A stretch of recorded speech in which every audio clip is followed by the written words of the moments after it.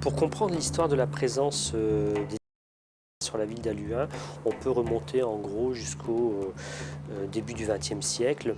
Aluin, une ville qui accueille en son sein, sur son territoire, trois grandes industries, le ciment, la métallurgie et le textile, avec bien entendu un fort apport migratoire européen, belge bien entendu, mais également polonais et italien. On trouve par la suite beaucoup plus d'immigrés algériens à l'issue de la Deuxième Guerre mondiale, puis ils décident de quitter le territoire aluinois plutôt pour aller vers le secteur de Roubaix-Tourcoing. On assiste à une dépression donc, de la présence de populations immigrées algériennes jusqu'à ce que une population marocaine arrive sur le territoire d'Aluin, plutôt à la fin des années 60 et au début des années 70.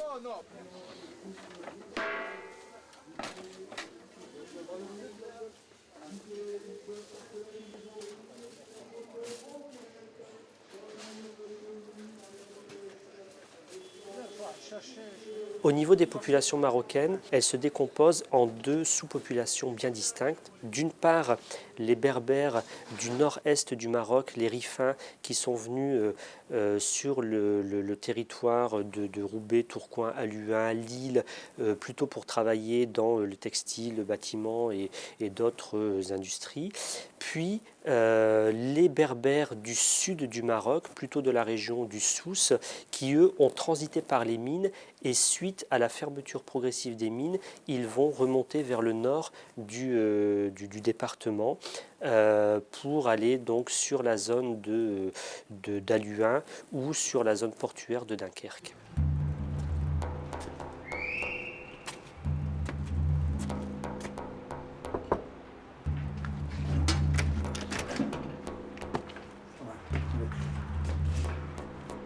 Moray, il travaille pour pour la mine, pour mineur. Il vient comme, comment qu'il va dire, comme un chef qui marquait l'ouvrier, il cherchait l'ouvrier, transportait l'ouvrier ici à la France, dans la mine. Lui, jusqu'à la mine, c'est tout. Lui, il marquait, faire comme un secrétaire qui marquait, quand tu es parti à l'usine, tu demandais l'embauche, il y a quelqu'un qui est marqué, il y a de l'embauche, il n'y a pas de l'embauche. C'est comme ça, lui. Quand tu finis, après tu passes au bureau, tu fais le queue au bureau, il passait la visite, et donnant la carte, il passait la visite, c'est marqué nom, après nom, et tout ça, et la famille et tout. Après, tandis. Après, il fait encore tirer plus de ça, tu faire un numéro pour les yeux, tu passer la visite à les yeux, la langue et tout, comment que ça se passe, il n'y a jamais malade, jamais il question. Après, passer la visite à un barja, après, il va dans le bateau, à Marseille. Comme une timide un chachet, tu dis, tu connais rien. Quand il vient, va, maintenant, alhamdoulilah, c'est mieux parce qu'en 23 mois qu'il bagarre du soleil, toujours la liche, toujours, il vient de le train de Marseille jusqu'à Lens, Ville-Montigny, jusqu'à le 23 décembre. Jusqu'à nous y arrive 2 jours après Noël. Il ne connaît rien, il n'a pas connu Noël, pas connu le. Il restait 15 jours jusqu'à passer une villa. Après, commencer à l'école un mois pour l'école de la mine. Comment il va couper le charbon, comment il va faire les bois, comment il va boiser le jebel. La montagne pas tomber, la montagne ici, la montagne en haut. Il faut boiser comme il faut, pas tomber, pas blesser. Et là, quand lui là-bas 3 ans, tu sais, il n'y a pas la femme, il n'y a pas connu en personne, et nous comme des esclaves, il ne connaît rien. Toujours dans la maison, il travaille. Je suis arrivé en France, chez mon frère. Et quand j'ai sonné, il n'y avait personne. J'attendais devant la porte jusqu'à quelqu'un qui arrive. Je lui parlais bonjour, bonjour. Qu'est-ce que vous êtes? Moi, je suis le frère Omar, de mon frère. Ah, il dit marhaba bik, allez, bienvenue. Bienvenue à bord, allez, rentre. Bah, je suis rentré. C'est comme je l'ai dit, j'attendais à voir une belle maison, des rideaux, des grands couloirs, etc., etc. Alors, comme on attendait parler de la France, bah, on croyait que si les communés on vit comme les Français, quoi. C'était autre chose. Bon, je m'attendais pas à ça. Bon, j'étais assis comme. Enfin, c'est comme j'ai tombé du ciel. J'étais assis là, l'autre, il dit, tu veux du café? Bah, j'ai dit oui. Dans le temps, eux, ils buvaient le café dans un bol. Un bol, allez, 50 centilitres, hein. Il y en a assez pour tout le monde, hein. Alors, ils versaient. Je dis, ah, c'est bon. Ah, je le qahwa. Tu viens du froid, il faut boire du café. Ouais, il se faisait le froid au mois de janvier, c'est le moment qu'il faisait froid en France. Alors, ils mettaient un morceau de beurre dedans. Alors, le beurre, il fondait, il donnait des tartines secs, on les trempait dans le café et on mangeait. Ça fait du bien, c'est vrai. Et tout d'un coup, là, deuxième qui rentre. Assalamu alaikum, alaikum salam, labas bikhair. Ah, il demande à l'autre, qui c'est ce monsieur? Ah, c'est le frère Omar. Ah, مرحبا بك. Allez, un autre bol. Tu veux du café? J'ai ah, فاشرب القهوة صاحبي مالك. Alors, il y avait 6 personnes, j'ai vu 6 bols de café. J'étais comme ça le soir. Voilà mon frère qui arrive. T'as bu du café? Je dis oui. Ah, ça arrête. Je dis toi, je bois puis c'est fini. Je dis j'ai plus le. Je peux plus. منين جينا لقينا البرد. قلت لك واحد العام دخول 62 3 شهور ما خرجناش من الدار. النصارى الا بغاو يمشيو يجيبوا السخره مع الجيران كيديروا الرماد ديال الشربون داك هذيك باش ما يتزلقوش. الا بغاو يجيبوا السخره كيديروا التقاشار من الصباط على برا. هذا الصباط يدير التقاشار من برا باش ما يتزلقش. داك التقاشار كيلصق في الجليد باش ما يتزلقش. 3 شهور حنا ما خرجناش من الدار. غير الباترون اللي كيجيب لنا اللي كيجيب الخبز كيفرق الخبز على في السانطرا يجي ينزل لك الخبز مع الباب في الشهر كيجي تخلص. الا بغيتي تخلصو ديك الساعه خلصو، الا بغيتي تخلصو كيعطيك ليفريتا يعطيك ليفريتا كيماركي من شهر لشهر كيجي تخلص في ماركيت ماشي هنا. Dans les chambres, il y avait pas de chauffage, hein. Le patron il a enlevé toutes les prises pour pas avoir un chauffage électrique ou bien quoi que ce soit. Il n'y avait pas de chauffage. Moi, je suis content de venir au café. Je vais aider mon copain là pour me chauffer. Et alors, moi, dans le temps, il y avait des trucs, un genre de douille qu'on mettait dans les lampes avec une prise. C'est pas, je vois que c'est un genre de lampe, mais il y avait une prise dedans. J'ai acheté, j'ai acheté un machin, une douille comme ça avec une prise. J'ai acheté un chauffage électrique. Et le soir, et quand le patron est parti dormir, moi je me branche le truc, je me chauffe. Alors je me chauffe. Alors tous les jours il vient regarder. S'il n'y a pas de prise, mais moi c'est comme une lampe. Le matin quand je me lève, pop, j'enlève, je mets la lampe à la place. C'est comme rien n'était.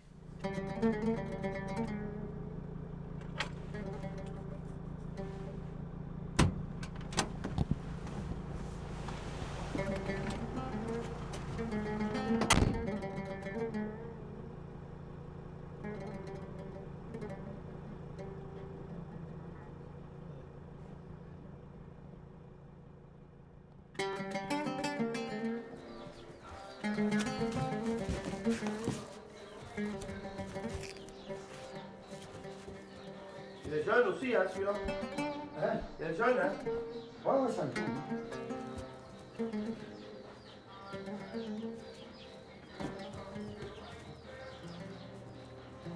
C'est bon, je vais prier pour les autres. Ouais, ouais. Et les autres là, Marco?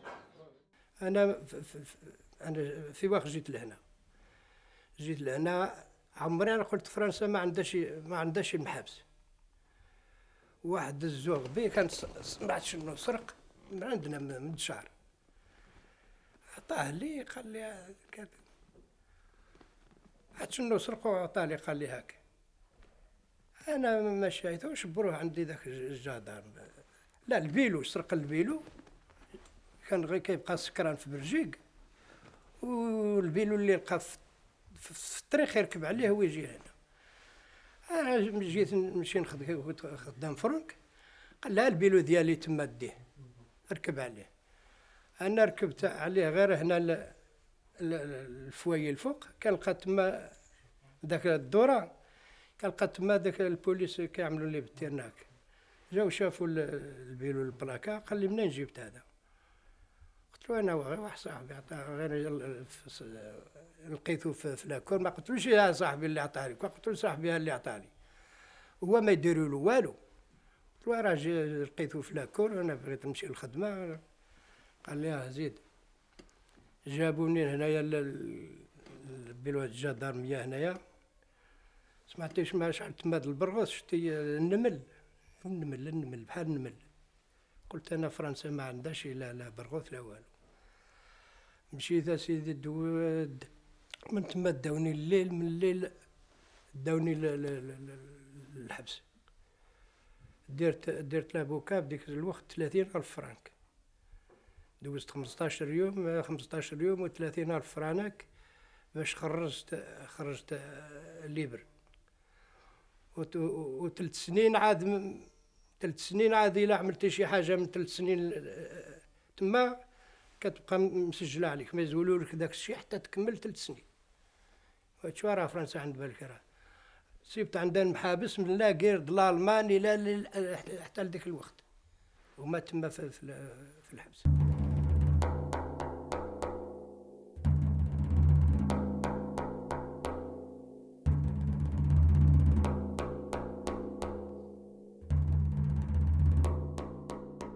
C'était une période en France relativement dynamique dans la mesure où l'industrie avait toute sa place et les industriels cherchaient de la main-d'œuvre.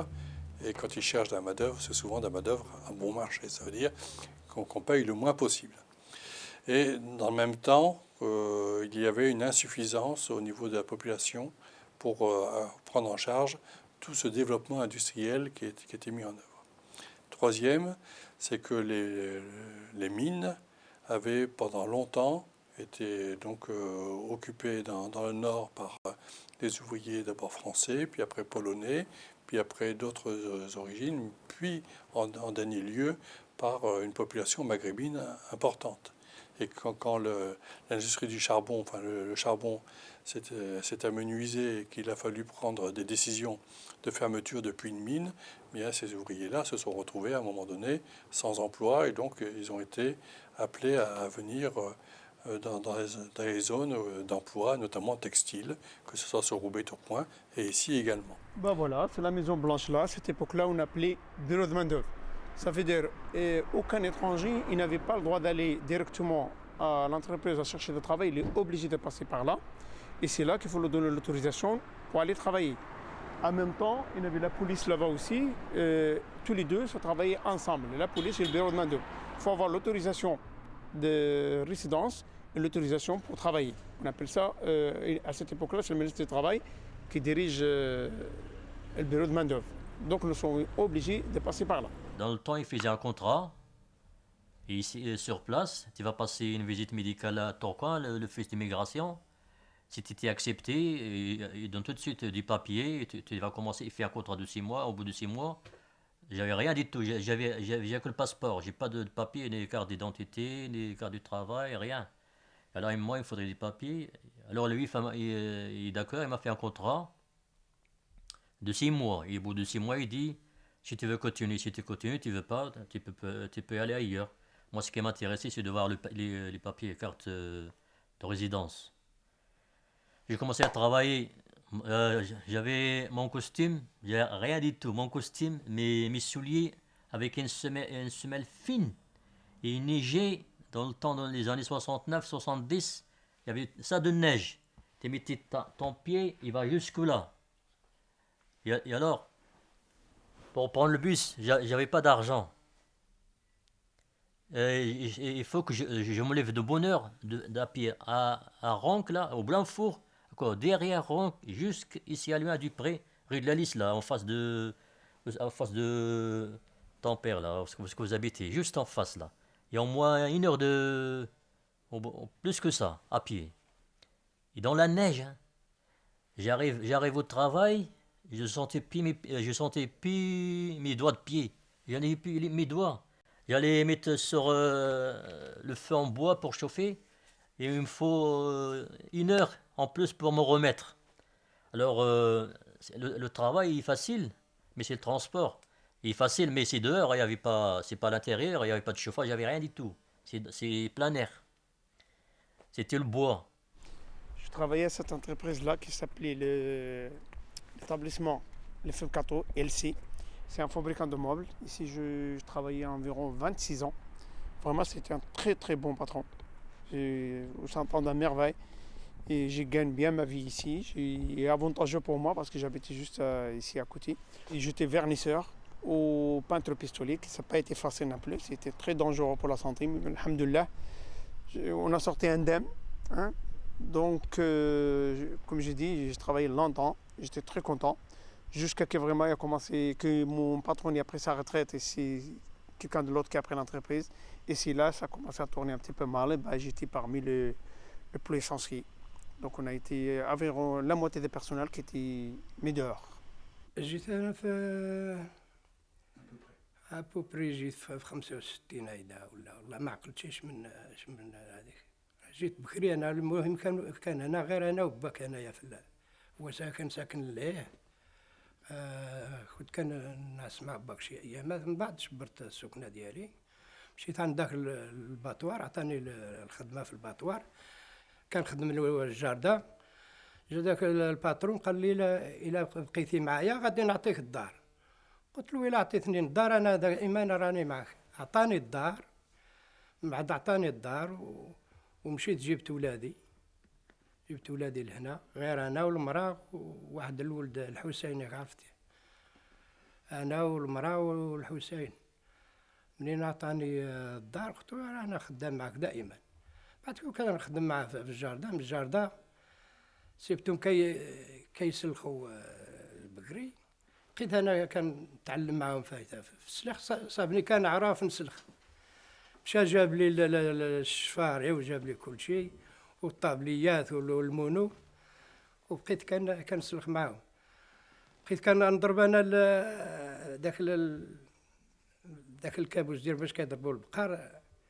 البقرة اللي نضربها أنا كنقول لها بسم الله الله أكبر، غير طيح نمشي نضرب لها هنا، ما يخليوكش يذبح، خصك تضرب لها هنا وهنا باش يخرج الدم. ولكن أنا كنقول بسم الله الله أكبر بداك الفردي باش كنضرب داك البقري، نقول لها بسم الله الله أكبر. من بعد داك البقري اللي كنقول لها أنا بسم الله كنجيب منه اللحم. اللي ما كان نقول له شي بسم الله غير نعلقوها، كندير فيها واحد الاعلام هيدا باللي انا قتلتها. ايوا ديك الساعه من بعد خرجت من تمام الباطوار، ما بقيتش خدام معاه. درنا التجاره انا وخويا بوخيار. كنا كنمشيو لباريس نجيبو الزيت ونجيبو كل شيء، عنده واحد الشركه. درنا الحانوت. من الحانوت كانت قهوة، من القهوة شريناها درناها حانوت.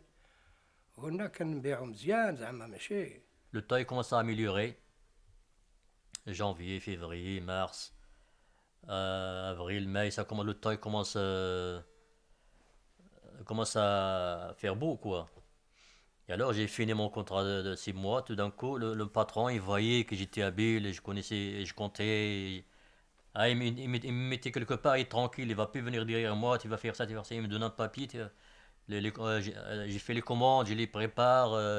J'étais comme un chef quoi, un chef dit chef. Et alors j'étais content, et moi aussi, le temps, j'ai gagné, j'ai touché mon premier salaire. Et je dis, bon, c'est bien.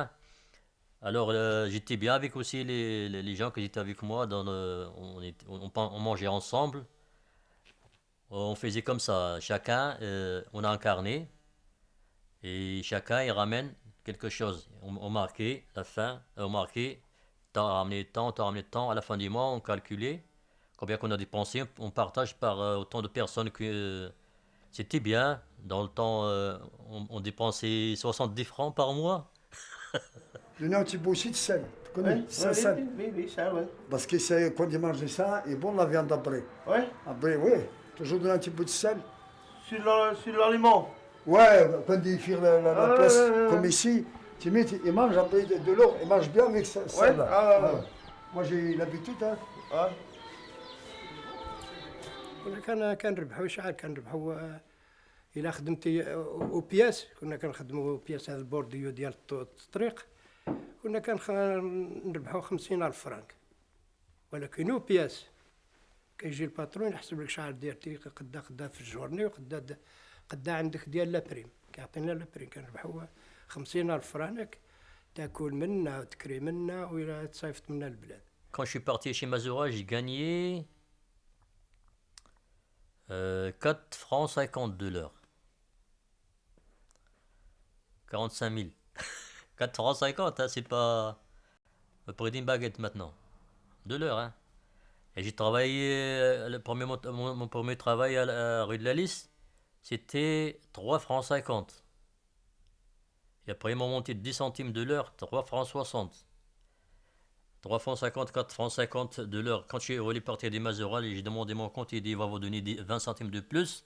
Vous restez, je dis non. Moi, j'ai pas demandé combien qu'il me paye ici. Moi, je dis le moment que moi je travaille ici, juste en face de la maison, c'est intéressant.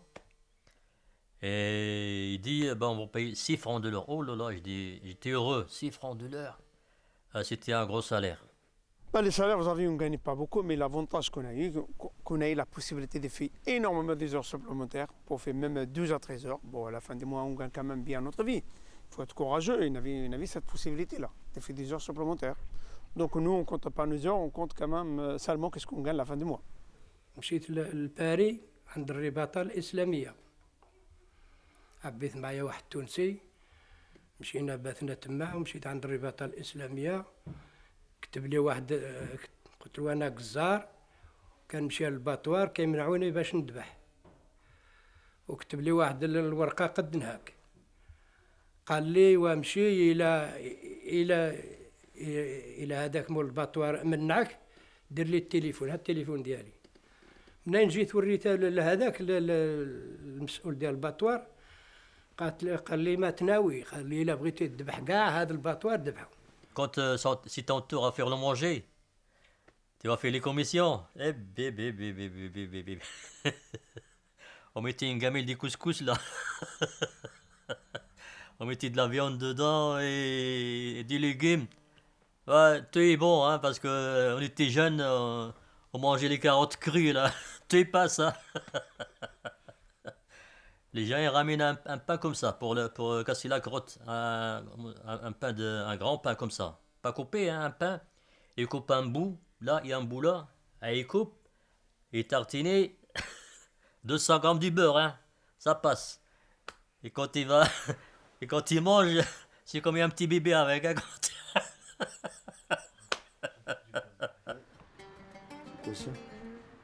À 117 route Jean-Joël Massolé, le numéro de téléphone. Ouais. 000. Tu as marqué toi-même. 0033.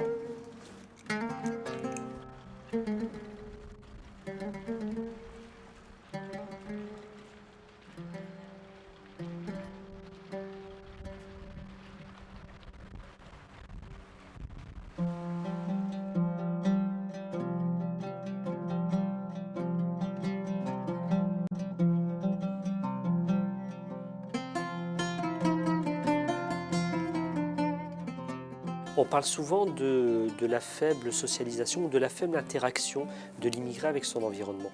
Mais il faut bien avoir à l'esprit que l'immigré est venu en France avant tout pour travailler et pour nourrir sa famille élargie qui était restée au pays. Malgré cela, les interactions, bien entendu, étaient existantes avec l'environnement. Il y avait l'interaction à l'usine, puisque les immigrés, au-delà de leur spécificité d'immigrés, étaient en relation avec tout type d'ouvriers, et également le café, qui était un lieu de socialisation très important pour l'immigré maghrébin, mais au-delà de ça, pour l'ouvrier de façon générale. J'ai fréquenté le cours de soir avec M. Kalimanek, à l'école Jules Gued, où on allait le soir. C'est comme ça d'ailleurs, ça s'appelait le cours du soir. Et je ne me rappelle plus du date exacte. Il y avait la bonne ambiance. Il y avait beaucoup de monde. Il y avait toutes sortes. Il y avait des étrangers en tout cas. Alors il nous explique bien, il nous a aidés, c'est celui qui ne comprenait pas quelque chose. On se débrouillait quoi, hein, pour écrire, remplir les papiers, tout ça. Les gens qui fréquentaient ces cours étaient envoyés par leur patron. Hein, des patrons qui voulaient avoir des ouvriers qui comprennent les consignes, qui sachent les appliquer, puis qui soient de plus en plus performants. Donc il y avait un organisme qui existait pour ça, c'était le FAS, qui était un bureau d'aide sociale pour les immigrés. Et donc les patrons cotisaient à cet organisme. On leur retirait aussi une partie de leur salaire, hein, même celui qui n'avait pas le cours, on lui retirait quand même.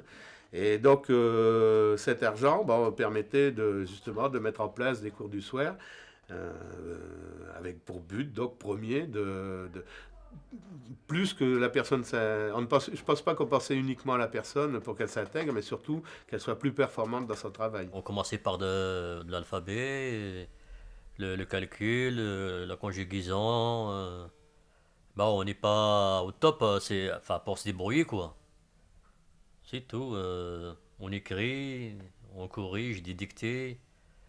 Enfin, c'est comme première, quoi. Quelqu'un qui travaillait par exemple la nuit, le jour il dormait, pour peu qu'il ait un jardin ou un truc comme ça, c'était pas facile. Mais chacun y mettait vraiment du bon cœur. Et c'était rigolo parce que quelquefois, ce qu'il faisait à la maison, c'était plus facile que ce que faisait l'enfant parfois en classe. Et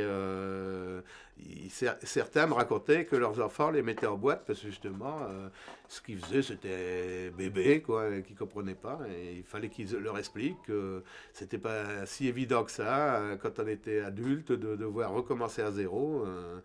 Et c'était des situations assez cocasses, quelquefois.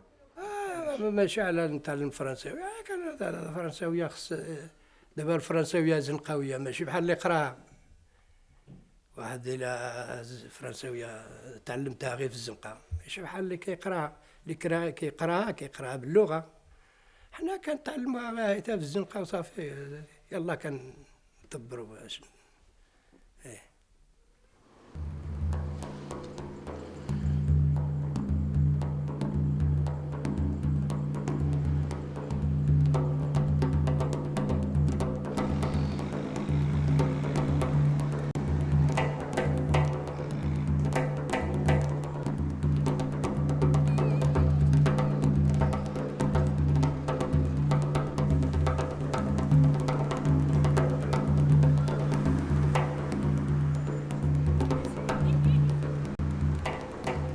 Le temps de présence en France ayant été plus long que les uns et les autres pouvaient le penser, les familles se sont implantées. Donc il y a eu le regroupement familial qui s'est réalisé, les naissances qui ont eu lieu ici, donc en France. Donc il y a eu des Français qui sont nés à partir de familles immigrées. Donc, et le droit du sol, c'est important. Et donc c'est comme ça qu'après, on a eu une population immigrée qui s'est développée. De Tuileries, je suis venu ici, cette cité-là, c'était Louis de Bétheny. Et là, j'ai acheté cette maison-là. Maintenant, il est un petit peu rénové. À cette époque-là, j'ai payé 5 000 francs. Hein, c'est pas vrai. C'était quand même de l'argent, mais quand même, c'était pour rien malgré ça. 5 000 francs, je l'ai acheté à des camarades espagnols parce qu'ils ont retourné à l'Espagne définitivement. Et j'ai payé 5 000 francs meublés. Il n'y a pas été comme ça, bien entendu. Mais ça a été au moins pour moi un logement au lieu d'aller habiter dans un café avec un lit superposé là sur l'autre. Pour moi, ça a été vraiment intéressant. Donc j'ai habité ici 10 ans. Et après, je suis retourné à Maroc. Je suis marié là-bas. Je suis venu avec ma femme ici. Et mon premier enfant, il est né ici, le Mehdi, qui est maintenant il y a 33 ans. Pour moi, c'était vraiment impeccable. Pourquoi? Parce qu'il avait quand même deux chambres. Bien entendu, il n'avait ni gaz, ni électricité, ni l'eau potable. L'eau était tout à fait au fond là-bas. Il y avait un pompe pour tout le monde. Donc, comme il est arrivé à un verre très très difficile, tout était gelé, tout était cassé.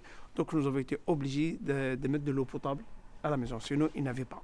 Mais on a été très contents avec parce que cette époque-là, tout le monde était pareil. Il n'avait pas salle de bain, il n'avait pas de douche, il n'avait pas tout à l'égout. Il n'avait ici, dans le coin-là, il avait un petit water qu'il faut le vider à fur et à mesure. Quand ma famille est venue, j'avais une petite maison que j'avais déjà achetée. Elle a dit, écoute, on va travailler 1 an, Inch'Allah, ou là 2 ans, on mettait un peu d'argent de côté et après on va tourner au bled. Inch'Allah, wakha, moi aussi, l'idée est venue comme ça. Bah, je dis, c'est bon. On a travaillé l'année qu'elle est venue. La première année qu'elle est venue, on n'est pas parti en vacances. Deuxième année, on est reparti en vacances. Et quand on est parti, on arrive là-bas, on avait un mois de vacances. On a passé 20 jours. Alors, on a dit, ben, on va aller en France, on va retourner en France. Il n'y avait plus question de rester là-bas. Quand vous faites votre demande, ils vous demandent, monsieur, vos enfants, ils sont où? Ils sont au Maroc. Ben, il dit, écoutez, monsieur, ramène-le et après, vous donner un logement. Quand vous allez faire le groupement familial, il dit, vos enfants, ils sont... Vous avez un logement, monsieur? Non. Vous ne pouvez pas ramener vos enfants parce que vous n'avez pas un logement. Donc, ça a été soit de trouver le particulier, soit d'acheter une maison comme ça qui n'est pas chère. C'était un petit peu compliqué quand même, le groupement familial. On a vu des quartiers qui ont pris une belle dimension avec ça, parce que bon, accueillir des familles, c'est aussi accueillir des enfants, et les enfants, c'est la richesse d'une ville, et donc il y a eu un certain nombre de dispositions à prendre pour faire en sorte, tout d'abord, que les écoles puissent accueillir les enfants. Bon, et en même temps d'éviter que les écoles, à un moment donné, ne deviennent des ghettos, quoi, hein. On a eu des moments un peu particuliers à vivre, notamment au niveau de l'école Jules Guesde et de l'école Georges Sand, puisqu'il y a eu une présence importante d'enfants d'origine de familles immigrées. Donc, et les familles françaises autochtones, voyant cela, ont décidé de ne plus mettre leurs enfants dans cette école-là. Et il y avait l'école Jean Moulin et Anne Frank qui n'étaient pas loin, donc il y a eu un glissement, ce qui fait que l'école Jules Guesde est devenue une école plus typée, plus ciblée. On parle souvent de problèmes d'intégration des nouvelles générations ou des problèmes identitaires qu'auraient les enfants d'immigrés maghrébins par absence de transmission. À mon avis, tout cela est un problème déplacé ou un faux problème dans la mesure où les parents transmettent une mémoire avant tout à travers ce qu'ils sont, ce qu'ils ont construit, puisque l'identité du territoire et son évolution, c'est aussi l'histoire de ces immigrés qui ont apporté justement leur contribution à l'évolution de la ville où ils se trouvent. Donc leurs enfants participent pleinement de cette identité et de cette histoire, et ils ont cet avantage également d'avoir une connaissance culturelle différente, puisqu'ils peuvent également être en relation avec le territoire d'origine des parents. ولدك خصك تقري له التاريخ ديالك. التاريخ ديالك خصك تقريها كيف كنت وكيف كانوا جدودك وكيف كان جدك وكيف كان. خص الانسان لابد يقري ولادو على الجدود ديالو على الاباء ديالو على فهمتيني. Différence pour nous et les jeunes taliens, et nous avant, il n'y a pas connu des chouchoutes. Il n'y a pas connu ce bat. Il marche bien, compris? Maintenant, la marque, ça c'est difficile.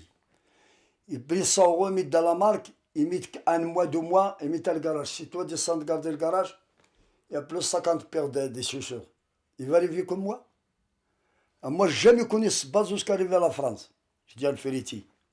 Jusqu'à moi, acheter moi-même. Moi-même qui ai acheté ce bas.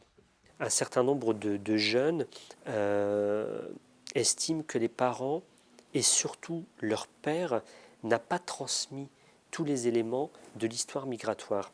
C'est une réalité, mais il faut bien avoir à l'esprit que la majorité de ces immigrés qui sont venus en France sont venus à la suite d'un certain nombre de problèmes économiques qu'ils ont vécus dans leur propre pays. Ils sont arrivés en France dans des conditions souvent difficiles, précaires, et ils ont eu une vie ouvrière également très difficile. Ils ont effectué des métiers pénibles et ils n'ont pas toujours envie de donner les détails de cette vie à l'usine ou à la mine, dans les industries, sur les chantiers, etc. Juste un vélo, il met du charbon au-dessus de la Belgique parce qu'il y a moins cher en Belgique. Il cherchait le charbon au-dessus du vélo. 25 kilos de charbon au-dessus du vélo. Après, j'ai fait ça parce qu'ici, tout le lot, pour vivre les enfants, pour ramasser un petit peu l'argent. Après, chercher pour me déterrer sur le vélo. Après, chercher la farine à Belgique, sur le vélo. Les autres, ils vont faire ça. C'est pas possible. Si tu le vends en euros, il va aller à la douane. Il laisse manger ici, bien, il y a un netto, il va aller à la douane pour sandwich ou bien qu'est-ce qu'il mange. C'est ça le problème. Maintenant, ce que l'on pourrait conseiller à un enfant d'immigré qui désire partir ou combler certains trous de mémoire familiale ou certains aspects de l'histoire de ses parents qu'il ne connaît pas, c'est tout simplement de prendre le temps de questionner, de prendre le temps également de consulter les anciens qui se trouvent à proximité de là où il habite pour justement avoir au fur et à mesure ces différents renseignements. إلا ما عرفوه خصو يسقسيو. إلا ما عرفوه خصو يسقسي. انت ما تسقسيش الوالد ديالك باش التاريخ ديالو معلوم خصك تسقسي الوالد ديالك اش من تاريخ واش من كيفاش عشتي وفين كنتي وفين خلقتي وفين